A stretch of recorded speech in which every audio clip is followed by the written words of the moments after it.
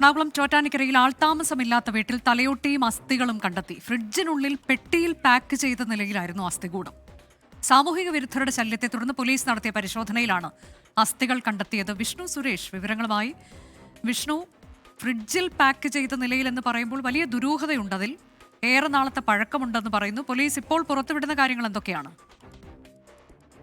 അനുജ, ദുരൂഹത നീങ്ങിയിട്ടില്ല. പോലീസ് വിശദമായ അന്വേഷണം ആരംഭിച്ചിട്ടുണ്ട്. ഇന്ന് വൈകിട്ടോടുകൂടിയാണ് ഈ ചോറ്റാനിക്കര പാലസ് സ്ക്വയറിലുള്ള ഡോക്ടർ ഫിലിപ്പിന്റെ വീട്ടിൽ നിന്ന് ഈ അസ്ഥികൂടവും തലയോട്ടിയും കണ്ടെത്തിയത്. ഏകദേശം 30 വർഷമായി ആ വീട്ടിൽ ആൾതാമസമില്ല എന്നാണ് ഈ ഉടമയോട് സംസാരിക്കുമ്പോൾ മനസ്സിലാകുന്നത്. അവിടെ സാമൂഹ്യ വിരുദ്ധരുടെ ശല്യമുണ്ടായിരുന്നു ആ വീടിനകത്ത്. തുടർന്നാണ് പോലീസ്, നാട്ടുകാരുടെ നിർബന്ധപ്രകാരം പോലീസ് അവിടെ ഒരു പരിശോധന നടത്തിയത്. ആ പരിശോധനയിൽ വളരെ യാദൃച്ഛികമായാണ് ഈ അസ്ഥികൂടവും തലയോട്ടിയും കണ്ടെത്തിയത്.